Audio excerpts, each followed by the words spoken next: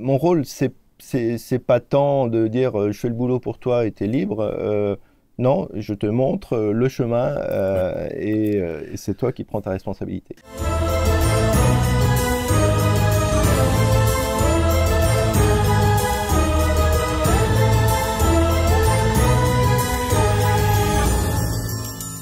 Cher Cyril, une fois n'est pas coutume, on va se retrouver dans un beau lieu, j'aime bien ce mot-là, au cœur d'une yourte, ici, en bordure de Sèvres.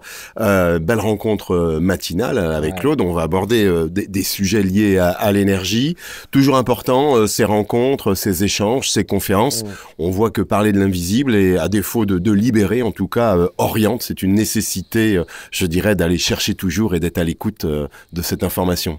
Oui, j'ai toujours la malice de te proposer des surprises matinales dont seul moi suis capable. C'est vrai, mon cher Cyril.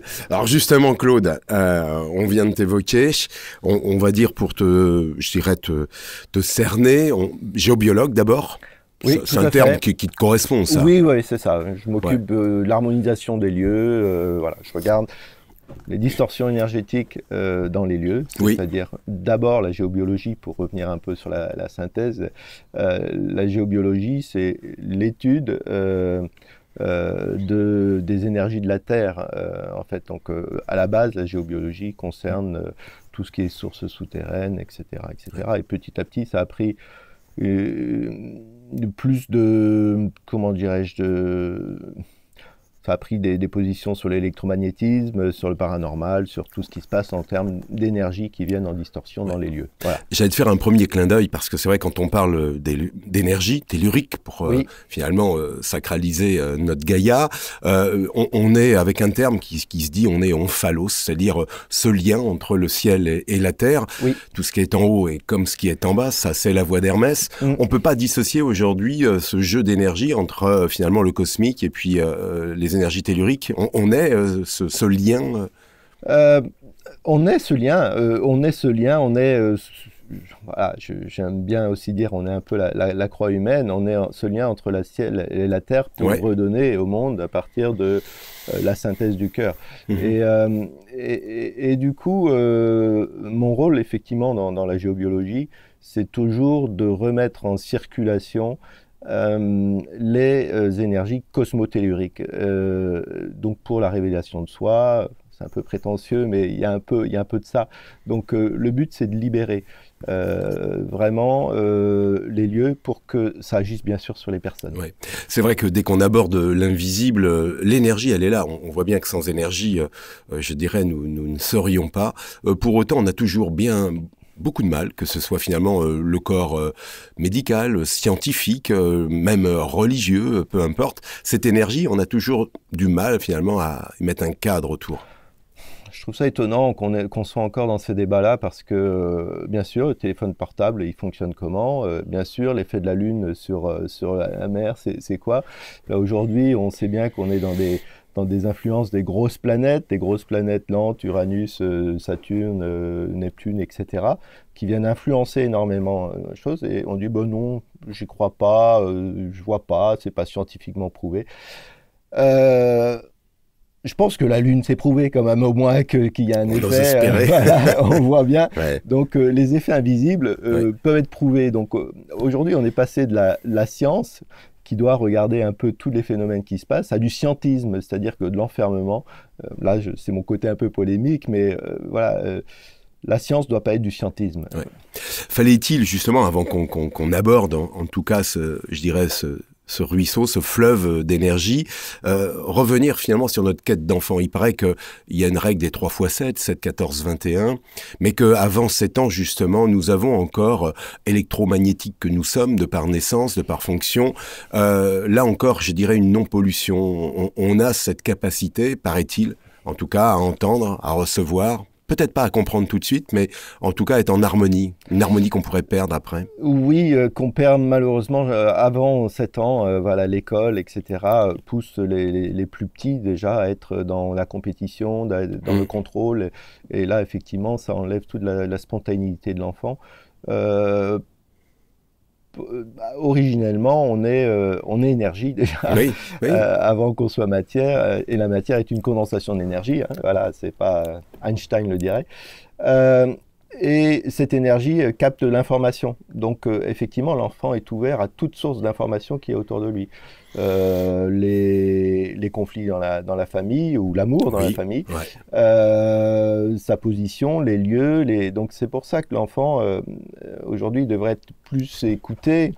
Et je dis pas avant 7 ans, parce que je pense qu'à 7 ans, il est déjà dans le monde C'est cette mental. capacité qu'un géobiologue, que certains et certaines ont à garder justement cette âme d'enfant, c'est-à-dire être toujours avec une capacité d'éponge, une capacité d'être récepteur, en tout cas d'énergie, parce que on évoquait, nous sommes électromagnétiques. Oui, nous sommes électromagnétiques, nous sommes comme toute chose, comme toute cellule, comme toute galaxie, des champs d'énergie toroïdaux, enfin des champs électromagnétiques.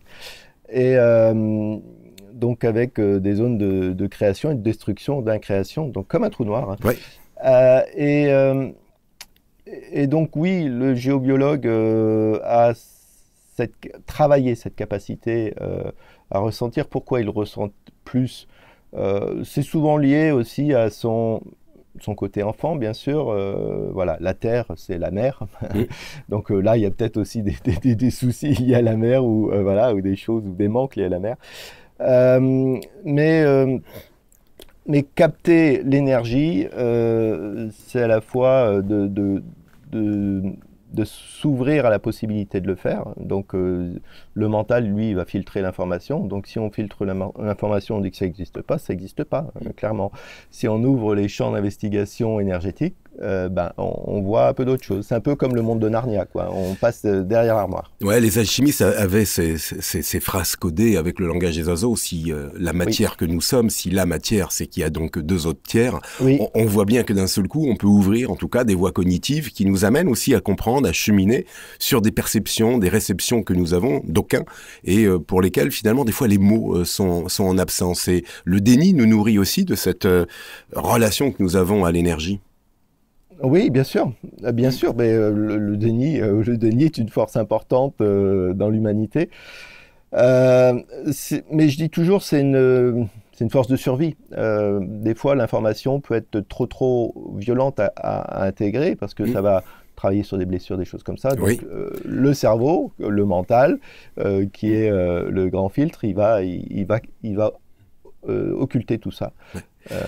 Tu l'évoques, Claude, parce que c'est vrai, cette énergie, elle est souvent positive, elle peut être aussi négative, c'est une perception humaine, vais-je dire, mais on voit bien qu'on peut avoir une boule au ventre, on voit bien qu'on a des fois des blessures cachées, enfouies en nous, avec finalement cette énergie. Des lieux aussi peuvent porter, je dirais, des énergies. On est dans un monde, en tout cas, de perception, de réception. Un géobiologue, il est là comme un poste de radio, il a des... Exactement, moi je parle souvent, effectivement, pour capter les énergies, il faut mettre sur la bonne fréquence. Ouais. Faut accepter que l'énergie vienne, et j'aime pas le mot il faut, mais c'est de s'ouvrir à la fréquence qui est en lien avec ce qu'on cherche. Parce que sinon, bien sûr, il y a plein de superpositions dans le monde énergétique de fréquences, de phénomènes, de choses comme ça. J'ai perdu le fil de la question. C'est cette idée finalement que nous soyons pour canaliser. Il faut bien canaliser, être un récepteur, et pour comprendre d'abord, et entre guillemets pour transmettre ensuite, puisque forcément on peut réguler une énergie sur un individu, réguler une énergie sur un lieu, quel qu'il soit. Cela dit, il y a une restitution aussi. Je vois l'importance du mot. Réguler l'énergie propre des personnes, non, on peut bien sûr libérer des charges énergétiques, mais s'il n'y a pas de modification structurelle des pensées et de l'état d'être de la personne, on va régénérer les mêmes problèmes. Donc mon rôle, c'est pas tant de dire je fais le boulot pour toi et t'es libre. Non, je te montre le chemin et c'est toi qui prends ta responsabilité. Justement, un cas concret, on a vu le Feng Shui a embrassé en tout cas nos démarches de société il y a une quinzaine d'années où on vient, je dirais, harmoniser Kikuri, Kiertman, entre guillemets, parce qu'il faut être bien chez soi, on dort la tête au nord, les pieds au sud, je ne sais pas, c'est une boutade, mais on voit bien qu'il y a une organisation, il y a une méthodologie, le géobiologue a des outils, le géobiologue a finalement une méthodologie. Oui, bien sûr. Bien sûr. il y a plusieurs types de géobiologie aussi, hein, Bien sûr. et moi, je suis plus dans les modifications éthériques, c'est-à-dire que je vais faire aucune modification physique. Oui. Je vais déplacer des lignes, écraser des failles, enfin, des failles, des zones de perception, c'est-à-dire que l'énergie des failles est comme une patatoïde, hein, donc Oui. je travaille là-dessus sur les modifications éthériques. Effectivement, il y en a qui vont mettre des fils de cuivre, des choses, enfin, des menhirs même, voilà. Bon, moi je le fais vraiment dans l'aspect énergétique. Ouais. Donc oui, chacun sa méthode, mais c'est aussi, en dehors de ce tellurisme, c'est de regarder de manière plus vaste. Je dis, chacun dans sa maison, en fait, a choisi son lieu, qu'il soit.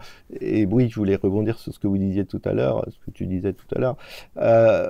Il n'y a pas de négativité en soi, en fait. Il y a Une charge, de plus en plus, je me détache de ça. Il y a des énergies qui vont du bas au haut, mais voilà, le haut, le bas, le bien, le mal.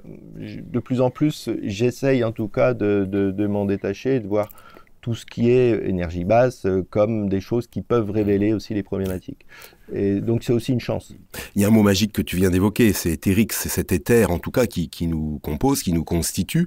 On voit bien qu'entre le dogme, la religion a essayé en tout cas de masquer la gnose de l'autre côté qui s'efforce de révéler. On est sur ces quêtes aujourd'hui d'une appropriation de cette énergie, de cet éther. On a du mal là aussi à aller chercher de l'information. On voit bien que la société nous documente pas.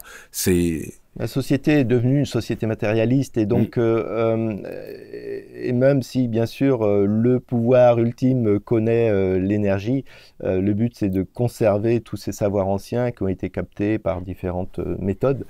Et du coup de dire que ça n'existe pas. Ça c'est le dogme aujourd'hui. Donc on matérialiste, c'est-à-dire qu'on rend les gens un petit peu esclaves de la télé, bien sûr, de toute l'information, parce que l'information a un impact énorme. Et du coup, ils vont au supermarché, ils font leurs courses, ils font leur vie, etc. Et il n'y a rien d'autre qui se passe autour de ça.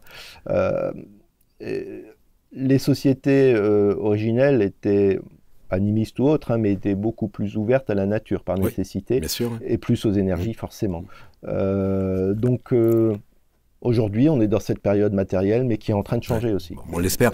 Je fais un petit clin d'œil historique. C'est vrai que l'Inquisition, on a fait la chasse aux sorcières. Beaucoup de femmes sont passées de vie à trépas. Ignacio de Loyola, le pape noir. Ouais. On en a eu quelques-uns, alsaciens, basques et autres, qu'on fait quand même des chasses aux sorcières. Ces sorcières étaient finalement les premières géobiologues, issues peut-être des druides, que sais-je, mais en tout cas, ces hommes et femmes étaient justement ce lien entre énergie et matière.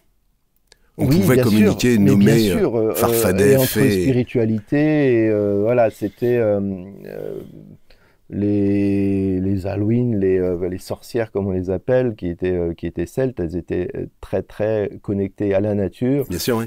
C'était des guérisseuses aussi parce que du coup elles étaient énergéticiennes, voilà, mais aussi spirituelles et aussi beaucoup de choses. Oui, on a perdu ça et ça a été écrasé par, encore une fois, le pouvoir politico-religieux. Voilà. C'est important, je fais ce petit pas parce que c'est vrai qu'un géobiologue, c'est quand même finalement le petit cousin de cette nature. C'est de ces gens qui, historiquement, avaient la capacité à comprendre, à apprendre aussi surtout, et à utiliser finalement ces énergies. Une énergie, finalement, elle se transmet aussi par une plante, par un arbre, par un vol d'oiseau. Ce qu'on peut regretter aujourd'hui, c'est qu'il n'y a plus ces écoles du savoir où effectivement des personnes un peu plus sensibles pouvaient, je dirais, se conforter, apprendre des choses et se confronter aussi. Aujourd'hui, effectivement, c'est chacun un peu isolé dans son coin, c'est un peu plus difficile. Donc, un héritier aveugle, alors. Justement, on le disait, sur cet héritage, tu parlais tout à l'heure de menhirs, de pierres, en tout cas de lieux. On sait qu'on sait se recharger. Il y a des lieux qui nous sont bénéfiques, il y a des lieux où on est bien, il y a des lieux où finalement l'émerveillement, la béatitude bat son plein et on se recharge. Oui. C'est magique. C'est magique, oui. Ouais. Il y a des lieux où les arbres poussent mieux, plus grands, plus forts, et Et dans ces lieux où les arbres nous faisaient waouh aussi, quand on les regardait, bah, petit à petit, si l'arbre disparaît, bah, on en fait une petite chapelle, un petit lieu de culte ou de guérison. Et Oui. petit à petit, après, c'est devenu une cathédrale. On a enfermé les lieux. Donc voilà un peu. Mais les bâtisseurs de cathédrales, c'était aussi des transmetteurs de messages, en fait. Il y a beaucoup de messages codés, beaucoup d'hermétisme Bien sûr, oui. dans les cathédrales. Donc c'est un débat que j'adore. Le langage des oiseaux, j'adore le langage des pierres, de tout ce qu'on peut avoir et de tout ce que les anciens ont pu nous transmettre. C'est vrai que cette humanité, on faisait ce petit clin d'œil, il y a un proverbe, je vais peut-être mal le dire, mais un arbre qui pousse tordu continue sa vie, un arbre qui pousse droit finit en planche. On voit bien que l'humain est rotor. L'humain enlève le meilleur. Oui, voilà, l'humain est rotor. Il faut aller chercher en nous, parce que c'est vrai que cette harmonisation, cette énergie, si on ne sait pas la nommer, on la ressent.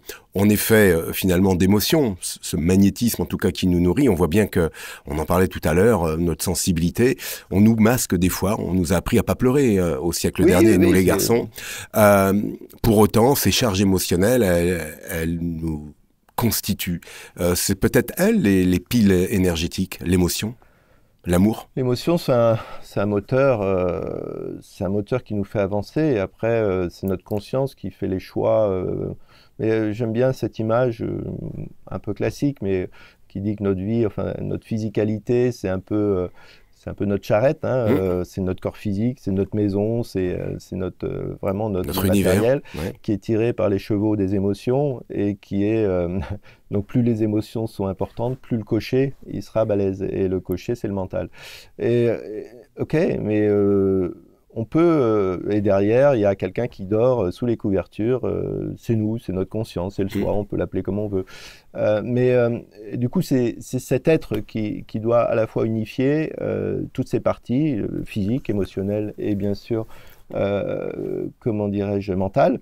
Le mental dirigé par la conscience peut créer énormément de choses. Le mental est un outil, mais on a fait une société totalement mentale, occidentale, qui enferme donc, et qui va créer des peurs, des choses, et voilà. Donc, c'est de l'asservissement, bien sûr, mais la libération vient de soi, de l'intériorité. Géobiologue que tu es, passeur d'énergie, on est fœtus un jour, on est forcément né d'un milieu aquatique. La relation à l'eau est toujours très complexe, même dans notre société. On se charge d'une âme pendant notre création dans le ventre de nos mères. C'est là que d'un seul coup, l'énergie nous met en vie, j'allais dire. C'est une question complexe, c'est intéressant. Je l'entends. Parce que je pense aussi à Philippe Guillemant et je fais ce lien. En gros, notre âme, elle est l'arbre entier qui regarde les différentes expériences qui se vivent et qui sont les branches en fait de nos expériences de vie. Donc c'est pour ça que des fois on parle des vies parallèles ou des vies passées ou des choses. Mais je pense qu'on a dans ce champ informationnel plusieurs expériences simultanées. Alors elles viennent s'intégrer quand dans la matière. De toute façon c'est la pensée qui va créer je dirais la matérialisation. Donc c'est la concentration de la pensée qui va utiliser le monde d'information et d'énergie qui va se concentrer pour créer la physicalité. Donc oui, à quel degré l'âme s'incarne, voilà, je sais pas trop. Non, je dis ça parce qu'on parlait de langage des oiseaux. En alchimie, on dit souvent la mort du corps, on l'entend, c'est l'âme hors du corps. Oui. Et finalement, elle vient marquer un bout qui est une fin, en tout cas, avant un autre départ, certainement. Pour autant, à l'autre bout, il y a la naissance, et j'aime bien ce mot parce que quand on naît, c'est là où naissent nos sens. Je trouve que ce mot, à défaut, finalement, de singulariser notre premier cri, il vient matérialiser ce que nous sommes faits. On parlait d'émotions ensemble, c'est bien tous nos sens. L'éther, tout à l'heure, et peut-être ce sixième sens. Mais pour rebondir sur ce que je disais tout à l'heure, c'est vrai que aujourd'hui, l'humanité se met en renaissance. Donc on est dans cette gestation difficile, compliquée, du coup, du coup, on va réapparaître à la lumière. Mais voilà, on a vécu cette... Je l'évoque parce que cette énergie avec les sens, moi je les aime bien. Je pense qu'il faut humer la vie, il faut Oui, toucher la vie, il faut entendre, il faut la voir, la j'aime goûter. bien le mot l'essence parce que l'essence, c'est ce qui Et nous fait c'est avancer. certainement l'essentiel. C'est Et ce qui nous j'allais fait y venir. avancer. On voit bien qu'il y a un code. Mais Il y a bien un sûr. code dans cette énergie qui nous habite. Ouais. Mais oui, il y a un code, il y a plein de choses. Et j'adore, encore une fois, le poids des mots, même la géométrie. Enfin, Mmh. il y a quelque chose que les anciens nous ont transmis. Et même la langue française a quelque chose de particulier par rapport à ça. Certainement. Ouais. Et, et donc, quand on utilise les différentes langues aussi, on voit qu'il y a quand même beaucoup d'héritage des anciens et c'est intéressant. Je parlais de gnose tout à l'heure, mais le don est nécessaire aussi. On voit bien que si on est récepteur, j'allais dire à l'image de l'aigle qui voit la petite souris à quelques kilomètres de hauteur, ou le Saint-Hubert qui renifle des empreintes, on voit bien que nos sens, on vient de les évoquer, ne sont pas les mêmes, nous ne sommes pas égaux face à nos perceptions, à nos émotions.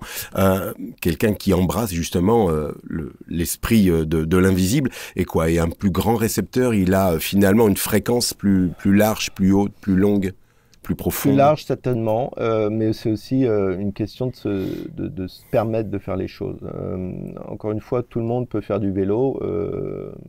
Voilà, il y en a qui font mieux que d'autres, ouais, c'est tout. Mais tout le monde est capable de ressentir, bien sûr. Moi, je fais beaucoup de formations aussi. Un peu moins depuis 2020, mais j'ai fait beaucoup de formations. Et je m'aperçois que même les plus retors au départ peuvent, à leur façon, détecter effectivement des champs de vibrations. Il y en a qui seront plus sur le tellurisme, il y en a qui seront plus sur les images, sur le côté voilà, céleste ou autre, mais ouais, tout le monde peut capter les choses. Alors, donc, la largeur d'antenne, oui. Je te l'évoque parce que en off, on préparait finalement cet entretien. Deux choses, tu m'évoquais finalement communication des fins, et tout à l'heure je te disais finalement oui, un moment c'est la mort du corps, on s'arrête finalement dans cette logique de matière, en tout cas comme on a été conçu, paraît-il, et je dis bien paraît-il, que autre chose démarre ou continue, je ne sais pas si c'est finalement un ouroboros ou une continuité. Des fins, on peut aller les chercher, il y a une énergie là encore qui plane pendant un ensemble de temps. Bon. Il y a plusieurs questions dans la même, mais je vais parler déjà des énergies bloquées, parce que c'est mon rôle. Hein, bien sûr, quand je dis je suis agent de circulation et gardien de phare, donc je fais circuler, et puis pour remettre de la lumière. Non pas un gendarme, mais un gendarme. Un gendarme. Et donc les énergies bloquées, elles sont bloquées par des attachements à la matière. Donc en fait, c'est comme si on laissait un programme tourner. Soit la personne défunte a laissé son programme tourner, donc il n'y a pas eu de préparation à la mort.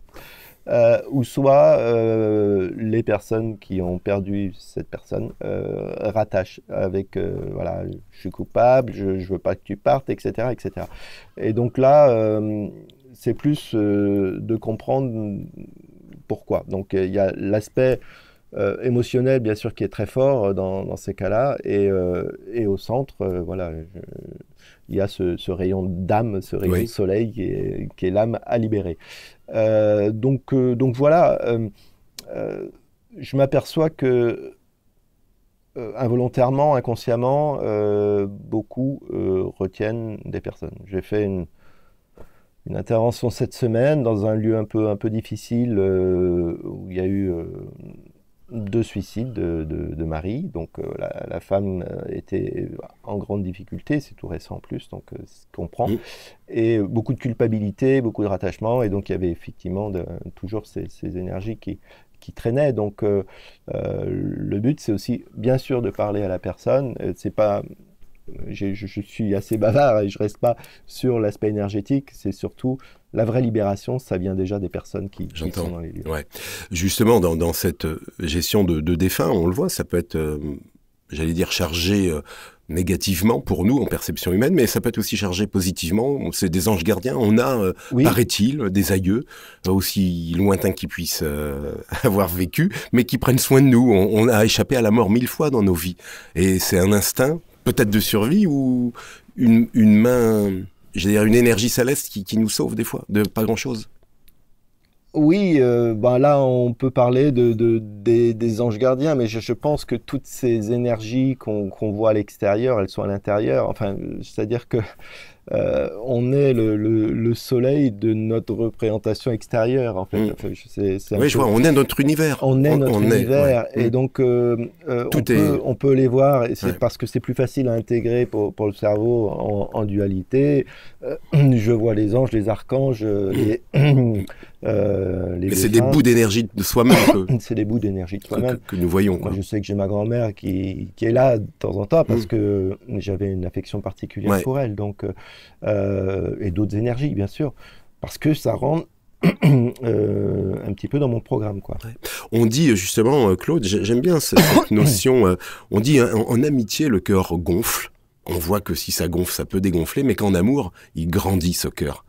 C'est ça aussi, finalement, la charge, l'émotion. On a vécu avec des gens, notre cœur a grandi, on est plus grand, finalement, des autres.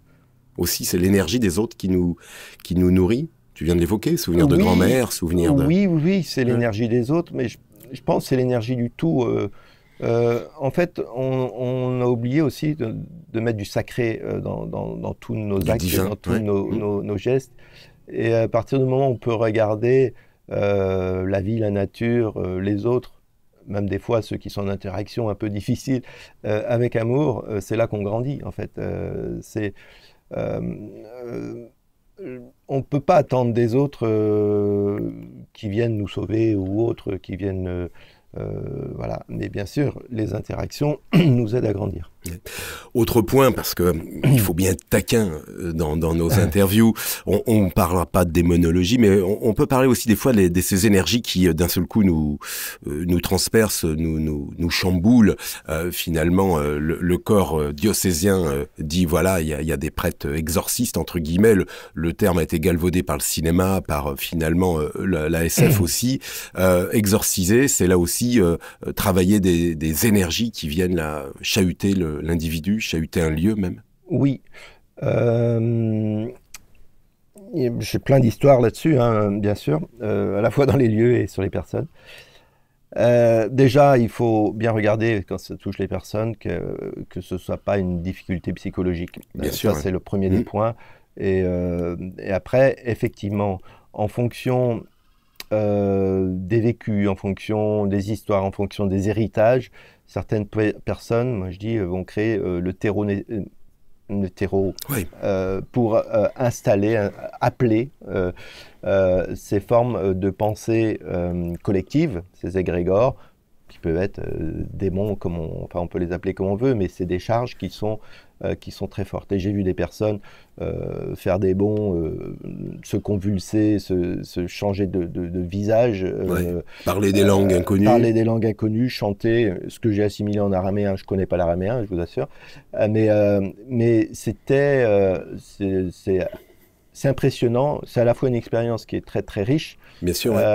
Parce que ça aide à rester droit, en fait. Et dans ces quelques actions que j'ai faites, je sens vraiment l'énergie, la force qui est là, et je suis juste là en amour, en accompagnement, mais sans juger non plus la forme, on va dire, duale qu'on peut voir en face. On est plus observateur quand on est géobiologue qu'expérimentateur. Je ne sais pas si c'est le bon terme, mais... Non, j'adore l'expérience. L'expérimentation est très très importante. Mais je pense qu'on est accompagnant et on travaille aussi dans l'expérience, quoi. Donc voilà. Mais faire tout pour les autres, c'est pas intéressant. Enfin, de mon point de vue. Voilà, je suis pas livreur de pain, je suis... J'allais dire, est-ce qu'on peut se fier finalement à nos sens en termes de quête de vérité? Je ne sais pas s'il y a une vérité dans ces mondes invisibles, mais pour nourrir mon propos, je prends toujours notre chant du coq, qui est codé d'ailleurs, on y reviendra, mais je sais que les Allemands entendent coquelicot quand les Français entendent cocorico. Pour autant, je sais que l'animal, c'est le même. On voit bien qu'on... Il y en a qui font kikiriki. Oui, crois, exactement. Enfin, il y a différentes façons d'entendre, on le voit, percevoir est quelque chose où la culture, finalement, un héritage, que sais-je, l'énergie se fait fi de ça. Elle est universelle, cette énergie, qu'on soit sur un coin de cette planète, d'après toi? Euh, euh, L'énergie est universelle, oui. La traduction de l'énergie est liée à sa culture, à ses pensées, forcément. Ouais. Donc oui, là, il faut toujours mettre de côté aussi ses préoccupations mentales, etc. Donc ça nécessite de bien se respirer avant de se connecter à ce qui se passe. Je voulais, pour avancer et terminer aussi, mais on voit bien que, on évoquait la religion tout à l'heure, en tout cas je t'en parlais avec le dogme, le catholicisme en tout cas certainement atténué, masqué, gommé. Le vaudou a été finalement une autre voie d'expression religieuse, en tout cas d'expression haïtienne, africaine, là aussi, avec cette relation aux esprits, aux énergies encore plus marquée, plus acceptée. Il y a des religions comme ça qui ont pu je dirais te motiver, en tout cas te solliciter pour aller là aussi chercher des réponses ou J'ai des travaillé informations. aussi sur en Martinique, en Afrique, sur du vaudou. Hein, voilà, il y a certaines cultures, familles qui ont l'habitude d'utiliser ça à tour de bras. Donc s'ils ne sont pas d'accord sur un mariage d'enfants, ils vont utiliser ça. Donc j'ai utilisé, les énergies africaines sont très très denses. Elles ne sont pas forcément toutes mauvaises. Et donc, Bien sûr, ouais. mais en tout cas, j'ai travaillé aussi c'était un ambassadeur africain qui avait une collection de masques africains. Et on sentait la force. Il y avait un ou deux qui étaient un peu à mettre de côté ou à transformer, mais sinon, ouais, on sent bien cette énergie. Ouais. Je te parlais. Et Oui, juste un Claude. point, c'est que le vaudou n'est pas utilisé qu'en Afrique. Ah non. Voilà, quelque part, depuis, Ouais. je vais faire un clin d'œil, mais depuis 2020, on vit quand même un peu de vaudou par rapport Ouais. aux sociétés. C'est un petit clin d'œil parce que je voulais t'emmener sur cette idée, l'esprit du mauvais œil et du gris-gris. Quoi. Finalement, on a chacun qui tatouage, qui une bague, qui finalement un toc, un tic. On voit que finalement le rituel nous a embarqués dans le monde de la magie, dans le monde du divin. Tu l'évoquais tout à l'heure. Des fois, on n'en a pas la perception, mais il y en a pour autant. Il y a des traces qui sont perceptibles. On voit bien que d'aucune est nourri aussi par la marque de l'invisible. C'est plus facile de se rattacher à quelque chose sur un objet ou un gris-gris, justement. Moi, je me suis aperçu que j'ai rien, ni monde, ni bijoux, ni rien. Pourquoi? Je ne sais pas. Peut-être pour me détacher, justement, de tout ce... T'as laissé tes métaux à l'entrée de la J'ai porte. tout laissé. Ouais, c'est important. Ce côté, comment dire, de ne pas s'affranchir de marques, de ne pas s'affranchir de gris-gris, c'est quoi? C'est d'être De se une donner à pureté, nu par une rapport à ce nudité. qu'on fait. Ouais.